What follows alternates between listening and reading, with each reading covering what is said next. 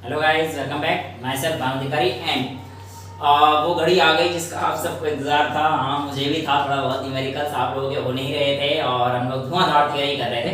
But आज आपके सामने ये जो 10 क्वेश्चन हैं 1 से लेकर 10 तक, ये सारी क्वेश्चन हम लोग करेंगे। और मैं कोशिश करूँगा कि जितने भी आपके जो पिछले कॉन्सेप्ट्स थे, V = IR हो, कंडक्टिविटी हो, रेजिस्टिविटी हो, है ना, और ही बाकी जो सारे, क्योंकि देखो कार्बन कोड वाले मैंने साथ साथ करा दिए थे, है ना, उसके पहले के जितने भी रह गए थे वो आज हम लोग करेंगे। Without wasting the precious time हम लोग शुरू करते हैं करंट इलेक्ट्रिसिटी का लेक्चर नंबर, पता नहीं कौन सा होगा, शायद 6 है। क्वेश्चन पहला। आज मैं क्वेश्चंस जो है यहाँ पे आपको आराम आराम से डिक्टेट करूंगा, जो बच्चे इतना ज्यादा लिखते हैं। अदरवाइज मैं इसको अपलोड करूंगा लास्ट में, है ना, तो आप लोग इसका पीडीएफ भी ले सकते हैं। चलिए, first question, A copper wire of radius 0.1 mm। हमें क्या दे रखा है? कॉपर वायर जिसकी रेडियस कितनी दे रखी है बेटा? 0.1 mm। और हमसे कहता है and resistance 1 kilo ohm. 1 kilo ohm कितना दे रखा है resistance? 1 kilo ohm is connected across a power supply of 20 kilovolt. How many electrons are transferred per second and also find the current density in the wire. तो आपसे basically simple सी बातें हैं। वो पूछ रहा है कि n कितना होगा ये बताइए और करंट डेंसिटी बताइए। ठीक है, आप लोगों को V और R दिख रहा है, तो यहां से आप V = IR निकालकर I निकाल सकते हैं, क्योंकि V आपके पास है, R आपके पास है, I आ जाएगा 0.02। आपके पास I आने के बाद I को Q/T लिख सकते हैं और Q को आप लिख सकते हैं NE/T। I आपके पास है, n आपको निकालना है, E आपको पता है, टाइम 1 सेकेंड है। ये आपके पास क्वेश्चन हो गया। n निकाल लेंगे यहां से। आपने पूछा था कि करंट डेंसिटी क्या होगी, तो current density current per unit area, और एरिया की जगह आप पाई आर स्क्वायर लिख सकते हैं। तो पाई आर की जगह 0.1 × 10⁻³ आर का स्क्वायर, यहां से आपके पास करंट आ जाएगा और करंट 0.02 आया था। ये वैल्यू आप सॉल्व कर देंगे तो आपके पास आंसर आ जाएगा। आंसर्स मेरे पास लिखे हुए हैं बेटा, इनके छोटे छोटे हैं ना, तो आप लोगों को साइड में लिख जाएंगे। तो जो आपके पास नंबर ऑफ इलेक्ट्रॉन्स का आंसर आया था वो आया था 1.25 × 10⁻17, और जो आपके पास करंट डेंसिटी का आंसर आया था वो आया था 6.37 × 10⁵। बहुत ही सिंपल क्वेश्चन, फर्जी क्वेश्चन, मतलब क्वेश्चन कोई फर्जी नहीं होता, but I mean to say it was such a easy question that you will be doing if you have master your concepts. चलिए, next question, question number 2।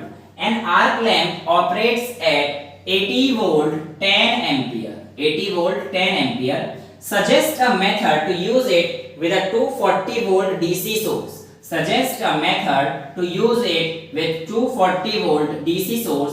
Calculate the value of electric component required for this purpose. हमसे कह रहा है एक electric lamp है जो इस पर ऑपरेट होता है, अगर आप उसको इस पर ऑपरेट करना चाहते हैं तो बताइए जो नया कंपोनेंट आप लगाएंगे वो क्या होगा, उसकी वैल्यू क्या होगी। तो देखिए बेटा, आप लोग इस पर ऑपरेट करना चाह रहे हैं। जब आप इस पर ऑपरेट करना चाह रहे हैं, इसी को अगर आप 240 वोल्ट डीसी में करेंगे तो करंट तो आप चेंज नहीं कर सकते, नहीं, करंट एक्सीड नहीं करना चाहिए 10 एम्पियर से। तो करंट एक्सीड कब नहीं करेगा? जब आप नया कंपोनेंट रेजिस्टेंस ले लो। रेजिस्टेंस बढ़ते ही करंट क्या हो जाएगा? कम हो जाएगा, और जैसे रेजिस्टेंस बढ़ेगा करंट एक्सीड करेगा नहीं इसका। तो आइए क्वेश्चन को करते हैं पहले, है ना, तब ज्यादा समझ में आ जाएगा। देखो 80 वोल्ट 10 एम्पियर में V = IR लगा देंगे तो आपके पास R की वैल्यू 8 ओम आ जाएगी। क्लियर? आपने कहा अगर आपको इस वोल्ट पे इसका इस्तेमाल करना है तो बताइए नए कंपोनेंट की वैल्यू क्या होगी, यानी करंट यही रखना है। अब अगर नया कंपोनेंट में रेजिस्टेंस पैरेलल में लगा देता हूं बेटा, तो याद रखना पैरेलल में अगर मैं रेजिस्टेंस लगा दूंगा तो रेजिस्टेंस कम हो जाएगा, करंट बढ़ जाएगा, तो ये गलत हो जाएगा। मेरे को नया कंपोनेंट सीरीज में लगाना पड़ेगा रेजिस्टेंस के, क्योंकि उसका रेजिस्टेंस बढ़ जाए और रेजिस्टेंस बढ़ने की वजह से मेरा करंट कम हो जाए, पर इससे ज्यादा बढ़ेगा नहीं। ठीक है, चलिए, तो मैं कह सकता हूं V = IR + R'। मेरे को नया लगाना है, V = IR, ये फॉर्मूला वही है ना, ओम्स लॉ का बड़ा वर्जन है, मतलब दूसरा वर्जन कि V = IR, है ना, type of questions you know. तो 240 आपको यहां पे दे रखा है। 240 = I की वैल्यू आप लोगों ने 10 एम्पियर लेनी है और R की वैल्यू एक आप निकाल चुके हैं, इस r डैश की वैल्यू आपको निकालनी है, तो you will be having 240 is equals to 80 plus 10 times r dash, और इसको आप सॉल्व करेंगे तो 160 is equals to 10 r dash और r dash is equals to I think 16 ओम आएगा, और ये आंसर आपका बिल्कुल परफेक्ट है जी। गुड, जिन्होंने ऐसे किया। Next, the external diameter of a 5 metre long hollow tube, the external diameter of a 5 meter long hollow tube is 10 centimeter। एक आपके पास hollow tube दे रखी है, ऐसे मान के चलिए, है ना। तो इससे हमसे कहता है कि एक्सटर्नल डायमीटर यानी कि यहां से लेकर और यहां तक का जो डायमीटर है 10 सेंटीमीटर है, तो यहां से यहां तक की रेडियस कितनी हो गई बेटा, ये आपके पास 5 सेंटीमीटर आ गई। आगे कहता है कि thickness of wall is 5 millimetre. जो वॉल की थिकनेस है ये वाली, ये हमें कह रहा है ये 5 mm है। ये कितनी है, 5 mm है। तो अगर ये 5 mm है बेटा, तो मेरे को बताइए सेंटीमीटर में कितनी जाएगी, 0.5 mm। भाई ये वाली थिकनेस है हमारे पास वॉल की, जाएगी कितनी आएगी, 0.5 mm।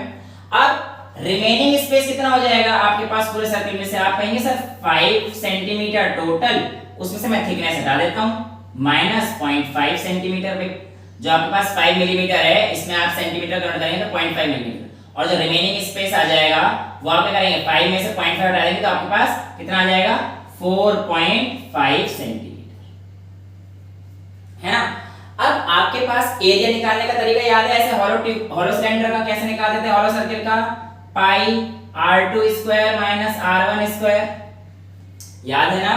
तो R2 आपके पास कितना था, 5 सेंटीमीटर, R1 कितना हो जाएगा, इसमें से इतना कम कर देंगे यानी कि 4.5 सेंटीमीटर, तो पाई R2 5 into 10 की पावर माइनस 2 का स्क्वायर, R2 का स्क्वायर माइनस 4.5 into 10 की पावर माइनस 2 का square, R2 minus R1 square, ये आपके पास क्या आ जाएगा, इसका एरिया आ जाएगा पहले तो, है ना। अब हमसे क्वेश्चन ने क्या पूछा था, इफ द स्पेसिफिक रेजिस्टेंस, हम लोगों को क्वेश्चन दे रखी है स्पेसिफिक रेजिस्टेंस 1.7 into 10 की पावर माइनस 5 दे रखी है, और हम लोगों से पूछा है बताइए रेजिस्टेंस कितना होगा। तो resistance is equals to R is equals to rho times L bye A।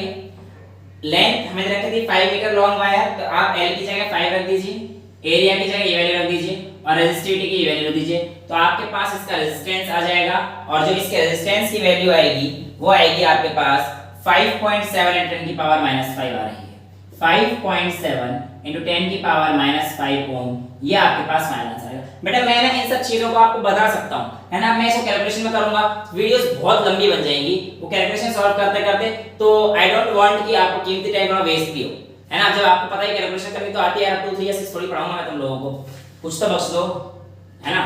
मतलब समझ रहे हो, इतना तो मैं तुम लोगों से एक्सपेक्ट कर रहा हूं कि आती होंगी, अब क्या ही कर सकता हूं, ये भगवान के घर में देर है अंधेर नहीं, ऐसे बोलते हैं ना। तो भैया कैलकुलेशन कभी तुम्हें आ जाएंगी, यही बोल सकता हूँ सर इतना तो आता है, मैंने कहा मना किया तभी तो नहीं कर रहा, पता है तुम्हें आता है, तुम बहुत ब्रिलियंट बच्चे हो, मैं इतना लायक था, तुम तो बड़े स्मार्ट हो। हाँ, मैं अगला क्वेश्चन पढ़ता हूँ, find the resistivity of a conductor in which current density of 2.5 ampere metre square. हमें क्या दे रखा है बेटा, करंट डेंसिटी दे रखी है हमें 2.5 is found to exist when an electric field of 15 volt per meter, आपको इलेक्ट्रिक फील्ड दे रखी है। Also find the conductivity of the conductor, ठीक है, आपको इसकी कंडक्टिविटी और रेजिस्टिविटी बतानी है, अगर उसमें करंट डेंसिटी इतनी और इलेक्ट्रिक फील्ड इतनी जा रही है कंडक्टर से पास, ठीक बता दीजिए सर। हम लोग J को लिख सकते हैं I by A, current per unit area, इसकी वैल्यू आती है हमारे पास 2.5, हाँ ये समझ में आता है सर। हम लोग E को लिख सकते हैं V by L, इसकी वैल्यू हमें 15 दे रखी है, E is equals to V by L, J is equals to I by A। ये जिसको नहीं पता है ध्यान दे दे थोड़ा सा, है ना, पढ़ाई पे ध्यान दे देने का मतलब, और बाहरी चीजों में तो आप लोगों का ध्यान रहता ही है मेरी तरह, है ना। मेरा तो पूरा ध्यान हरियाली पे रहता था, क्लास के बाहर बहुत हरियाली होती थी ना। हाँ, तो हरियाली in the sense greenery, you know, ये माइंड को फ्रेश करने वाली ग्रीनरी चाहिए होती है ना यार। तुम लोग कहाँ लेके जाते हो यार बातों को, यहाँ पे आ जाओ वापस फटाफट से। तो इक्वेशन 1 को 2 से डिवाइड करो, नालायक बच्चों, इसका इक्वेशन 1 मानो, इसका इक्वेशन 2 मानिए। चलिए इक्वेशन 1 को 2 से डिवाइड करेंगे तो I by A और into V by L लिख दूं मैं, into V into L is equals to 2.5 by 15। Now I को क्या लिख सकता हूँ, I is equals to V by R, V is equals to IR, तो I is equals to V by R, तो इसको V by R कर दो बेटा पहले तो, V by R into A into V into L is equals to 2.5 upon 1.5। बहुत सही जा रहे हो, V से V काट दो, दुनिया में काटना ही तो है, मतलब इस वैल्यू को जो कट रहा है ना काट रहे यार, तुम नहीं सुधरोगे सर, आप भी कहाँ सुधरने देते हो, हम सुधरने की कोशिश भी करें, मैं क्या भाई, मैं तो मुहारा हूँ, मेरे को मत फंसाओ। तो R is equals to rho L by A, R is equals to rho L by A, value डालिए R की, पता है ना, तो R की rho L by A, तो A ऊपर पहुंच जाएगा, rho L नीचे रहेंगे, तो आपके पास आ जाएगा L upon rho L by A, है ना। R is equals to क्या है, rho L by A, तो ये देखो R की जगह rho L by A ऊपर पहुंच गया, A L गया, 1 upon सिग्मा की वैल्यू आई बेटा 2.5 upon 15, ये 1.5 नहीं 15 है, upon 15, यानी कि 1 upon 6, कितने आएगा, 15 से 6 आ गई ये वाली वैल्यू, तो है ना। इसको आप काटोगे तो 1 upon सिग्मा, ये आपके पास 1 upon सिग्मा, यार इसको हटा देना, 150 लगा देना, 1 upon 6 आ जाएगा, 1 upon sigma is equal to 1 upon 6, है ना। यानी कि आपके पास जो आपके पास क्या चाहिए, 1 upon रो आया है ना, sorry 1 upon rho, I am sorry गलती हो गई यार, 1 upon रो, यानी कि सिग्मा की वैल्यू आपके पास आ गई 1 upon 6, sigma is equal to 1 upon 6, और आपके पास रो कितना आ जाएगा, तो रो उल्टा कर दो यार, 1 upon 6 का 6 आ गया, 6 ओम मीटर। हो गया सवाल, सवाल करो, बवाल नहीं। अगला क्वेश्चन फटाफट से, ऐसे ही क्वेश्चन सारे। A wire of 10 ohm resistance is stretched to thrice its original length. What will be its new resistivity and new resistance, and also find the percentage change in the resistance। एक wire को 3 times लंबा खींच दिया गया है, तो क्या होगा उसमें उसकी रेजिस्टिविटी पर, सर घंटा फर्क नहीं पड़ना, resistivity nature of the material पे डिपेंड करती है, उसी वायर को खींचोगे तो उसकी रेजिस्टिविटी पे फर्क नहीं पड़ेगा। सर रेजिस्टेंस पे क्या फर्क पड़ेगा, सर क्या घंटा फर्क पड़ेगा, रेजिस्टेंस से पड़ेगा, क्यों नहीं पड़ेगा, ऐसी बात कर लो। देखो इनिशियली आपके पास इनिशियली आपके पास क्या कहानी है, आपके पास कहानी ये है बेटा इनिशियली कि आपके पास एक रेजिस्टेंस है, R is equals to rho L by A होता है। खैर सबसे पहले सुनिए, जब आप एक वायर को ऐसे खींचेंगे तो उसका वॉल्यूम कांस्टेंट रहना है, कि भाई उसी वायर को खींचे तो वॉल्यूम एरिया इनटू लेंथ तो कांस्टेंट ही रहेगी, ठीक है।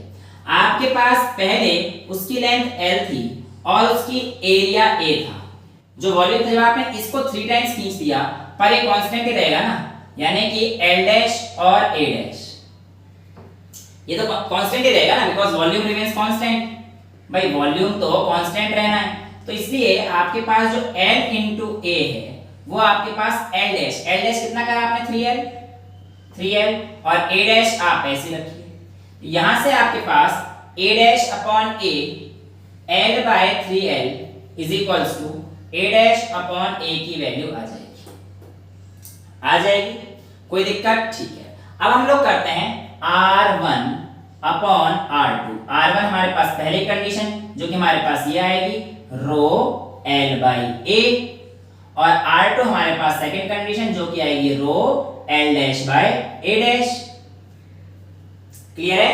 तो यहां से हमारे पास रो से रो कट जाएगा, A डैश ऊपर L डैश नीचे, तो R1 अपॉन R2 किसके इक्वल आ जाएगा बेटा, L A dash upon L dash A, और यहां पर देखिए A डैश अपॉन A की वैल्यू कितनी आ रखी है 3, L by 3L, तो इसी जगह L by 3L डाल दीजिए, तो R1 upon R2 is equals to L upon L dash की वैल्यू कितनी आई थी, 3L आई थी बेटा, 3L into A dash by A की value L by 3L, L by 3L, तो L L L L काट दो, L L कट गए, L L याद है ना सब बच्चों को, अरे सर मिर्जापुर बहुत देखी है, अरे बेटे मौज कर दी।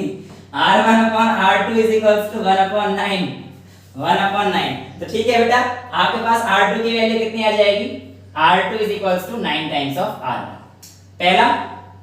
पहला ना आपसे पूछा है परसेंटेज चेंज, ये रेजिस्टेंस आ गया है ना, 9 टाइम्स R1, आपको R1 जो भी दे रखा हो उसमें आप R1 की मल्टीप्लाई कर दीजिए। दूसरा आपसे पूछता परसेंटेज चेंज कितना होगा, तो बेटा परसेंटेज चेंज के लिए जो आपके पास फाइनल आया R2 minus R1 upon R1 into 100, जब भी आपसे परसेंटेज चेंज पूछेगा तो आप लोग ये करेंगे, बड़ा माइनस छोटा अपॉन जो सबसे पहला वैल्यू थी इनटू 100, ऐसे कर लेना, है ना। कई बार बच्चे फंस जाएंगे कि सर r1 माइनस r2 है, आप बड़ा माइनस छोटा कर देना, परसेंटेज चेंज के लिए बड़ा माइनस छोटा कर देना बस। और हाँ, नीचे हमेशा इनिशियल रखना, ठीक है ना। अच्छा, आपको एक ट्रिक बता देता हूं ऐसे क्वेश्चन के लिए। बेटा याद रखना, जब भी आप लोगों के पास किसी एक वायर को खींचोगे, जैसे कि एक वायर है उसको आपने 4 टाइम खींच लिया, तो हमेशा याद रखना उसका जो रेजिस्टेंस आएगा वो n² टाइम्स आएगा। जी हाँ, कंपटीशन के बाद में रामबाण इलाज है। जैसे कि 2 टाइम्स खींच दिया तो जो आपके पास r2 आएगा वो 4 टाइम्स आएगा, 4 टाइम्स खींच दिया r2 आपके पास 16 टाइम्स आएगा, 3 टाइम्स खींचा r2 आपके पास 9। जी हाँ, ये है परफेक्ट, ठीक है। तो इसका आंसर ये है। अब यहां से आप लोग ये कर ही सकते हैं, 9 टाइम्स r वाली है, कोई टेंशन नहीं। अच्छा, नेक्स्ट हमारे पास चलते हैं। If 2 wires iron and copper have same length and same potential difference, आपको 2 वायर दे रखे हैं, उनका सेम लेंथ है और सेम पोटेंशियल डिफरेंस भी है।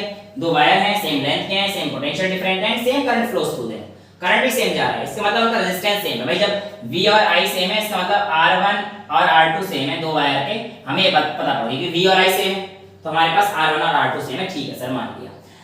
अब compare the radius of them, उन दोनों की रेडियस कंपेयर करनी है। If the specific resistance of iron and copper is, iron का आपको दे रखा है 1.0 × 10 की पावर -7 और कॉपर का आपको दे रखा है 1.6 × 10 की पावर -8। ये ओम मीटर, ये ओम मीटर, बस सिंपल क्वेश्चन है। देखिए कैसे, आपको पता है R = ρl/a होता है।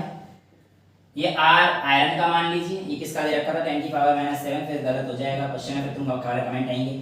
आयरन का दे रखा था आपको, आयरन का 10 की पावर -7, ये आयरन का है, ये कॉपर का है। C फॉर कॉपर, क्या सोचते हो बच्चों? Resistance of iron R ρl/a, सब दिमाग में नहीं आ रहा होता है तब भी आप ला देते हो, तो मेरा काम यही है जो तुम्हारे दिमाग में नहीं आता है वो देखे जाना, मतलब पढ़ाई के सेंस में यार। कॉपर के लिए हमारे पास कितना हो जाएगा, वो भी सर ρl/a हो जाएगा, है ना। अब जब हमारे पास V और I सेम थे तो RI और ये भी सेम हो जाएंगे, तो आप लिख सकते हो ρl/a ρl/a, यानी कि आयरन का और कॉपर का। चलिए, अब हमारे पास सेम लेंथ दे रखी तो ρl तो चला ही गया, तो हमारे पास बचा क्या फाइनली, यही बचेगा कि भाई ρ/a ρ/a, πr² ρ/π times r1² ρ/π r2²। हमसे रेशियो किसका पूछा है, आयरन अपॉन कॉपर, आयरन के लिए R1 लिया है तो R1 अपॉन R2 पूछा गया है, तो आप निकाल देंगे R1² अपॉन R2², R1 इधर ले गया तो हमारे पास यहाँ पे क्या आ जाएगा बेटा, रो, बताओ ना फटाफट से यार, R1 को इधर लेके चला गया तो ये वाला किसका था हमारे पास, आयरन का था ना, तो rho of iron upon rho of copper, तो रो R1 अपॉन R2 √, में rho of iron upon rho of copper. इसको आप सॉल्व कर लेना और जो भी आपके पास आंसर आएगा, क्योंकि इन दोनों की वैल्यूज आपके पास गिवन है, यही आपसे पूछा था। आगे इसी क्वेश्चन में एक चीज और पूछी थी कि can current density B same if the radius of both the wire is same. नहीं सकती, चाहे की रेडियस सेम भी आ जाती तो भी हमारे पास करंट डेंसिटी सेम नहीं होती, क्योंकि करंट डेंसिटी हमारे पास मटेरियल ऑफ द मीडियम, यानी कि नेचर ऑफ द मीडियम पे डिपेंड करती है। नेक्स्ट हमारे पास क्वेश्चन बढ़ते हैं फटाफट से। A wire of mass 2.23 carries a current of 1 ampere when 1.7 volt is applied through it। चलिए, ये क्वेश्चन तो ठीक ठाक क्वेश्चन है, दिमाग वाला क्वेश्चन है, हल्का सा, ज्यादा तो नहीं। देखिए, a wire of mass, आपको मास दे रखा है वायर का 2.23 into 10 की पावर -3। आपसे कहता है करंट इसने कैरी कर रखा है 1 एम्पियर का और पोटेंशियल डिफरेंस इसने कैरी कर रखा है 1.7 वोल्ट। आपको बताना है इसकी लेंथ कितनी होगी, इसका एरिया कितना होगा। अगर डेंसिटी ऑफ वायर आपको गिवन है 8.92 × 10 की पावर 3 और रेजिस्टिविटी आपको गिवन है 1.7 × 10 की पावर -8। ठीक है, क्वेश्चन अच्छा है बेटा। पहले यहां से V और I की मदद से V IR निकालिए, तो आपके पास R की वैल्यू कितनी आ जाएगी, R देखो ना, R V/I, V कितना है 1.7/1, तो आपके पास R की वैल्यू आ गई 1.7। अब आपके पास यहां से R की वैल्यू 1.7 आ गई, तो आप ऐसे लिख सकते हैं R 1.7, है ना। अब आपको पता है R क्या होता है, ρl/a, तो इसको लिख दीजिए rho L by A is equals to 1.7। भाई R is equals to rho L by A 1.7 हो गया। अब हम लोग क्या करेंगे, इस वाले क्वेश्चन में आ जाओ, इस वाले पार्ट में जहां पे आपको मास दे रखा है। आपको पता है डेंसिटी बराबर होता है मास इनटू वॉल्यूम। डेंसिटी बराबर होता है मास इनटू वॉल्यूम। डेंसिटी आपको कितना दे रखा है भाई साहब, आप लोगों को जो चीजें दे रखी है वो देखो ना फटाफट से।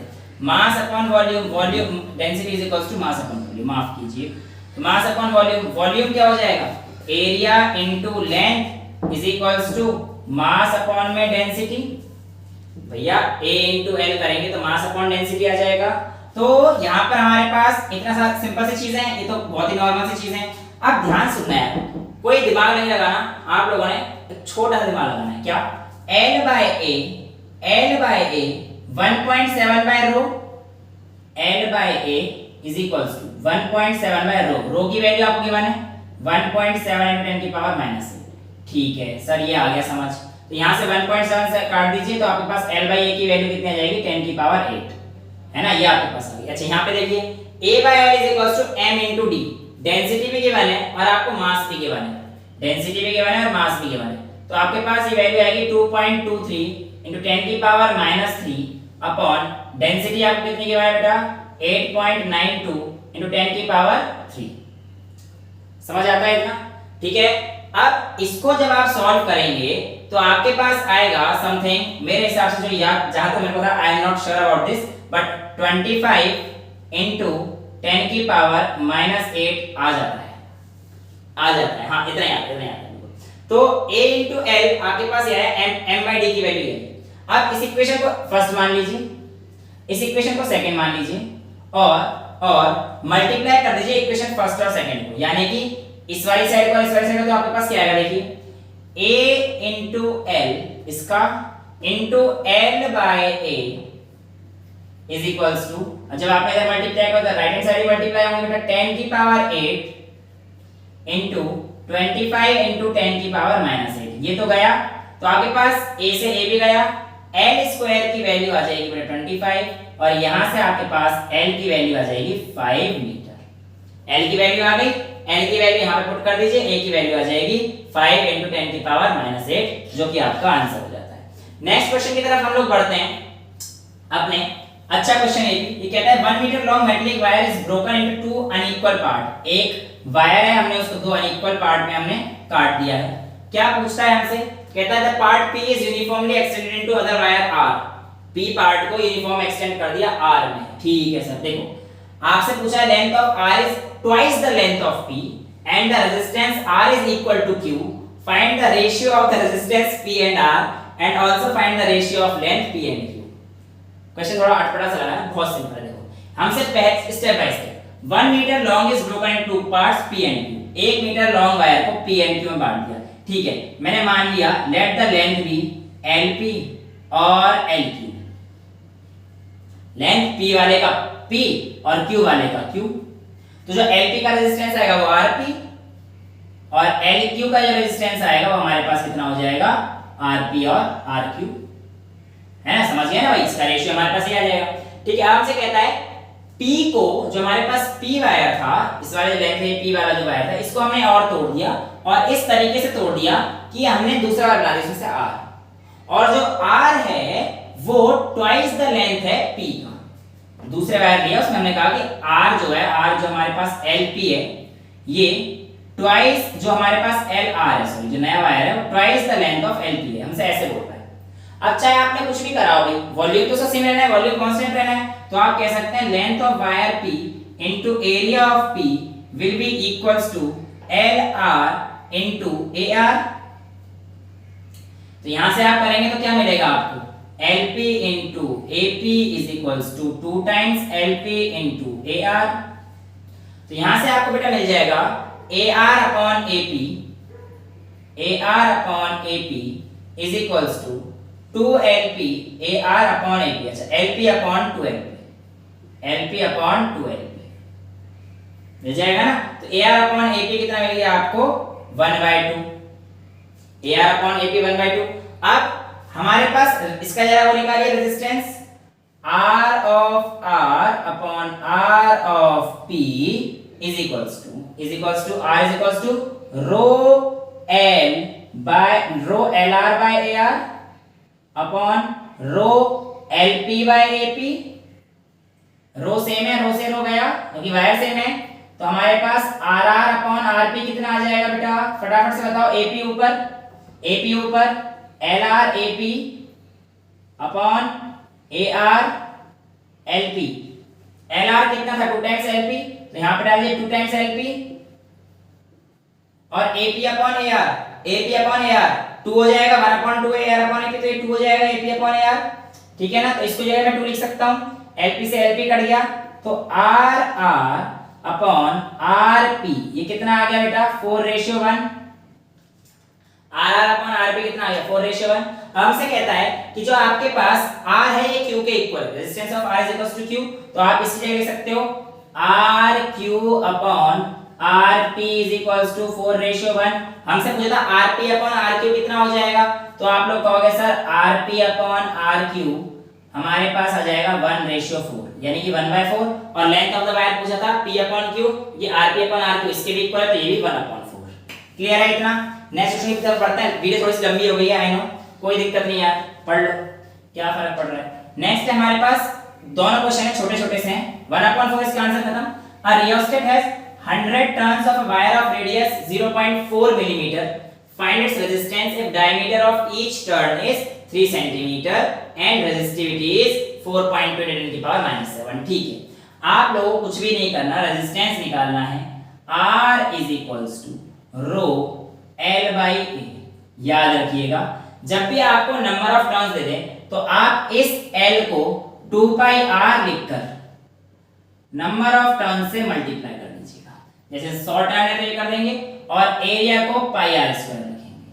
अब देखिए यहां पर बोलता है diameter of each turn is 3 centimetre, तो याद रहे यहां पर जो रेडियस है 1.5 आ जाएगा, 1.5 × 10 की पावर -2 आप कर लेना। और ये वाला जो रियोस्टेट है 100 turns of wire of radius 0.4 mm, तो ये वाला जो वायर है इसकी रेडियस 0.4 है, ये बात आप ध्यान रखना। 0.4 × 10 की पावर -3 का स्क्वायर ये इसका आएगा। वायर की रेडियस ये है, जो टर्न की रेडियस वही है, टर्न की रेडियस में यहां पे लेंगे और वायर की रेडियस में यहां पे लेंगे, इसको सॉल्व कर देंगे, बाकी सब गिवन है आपको।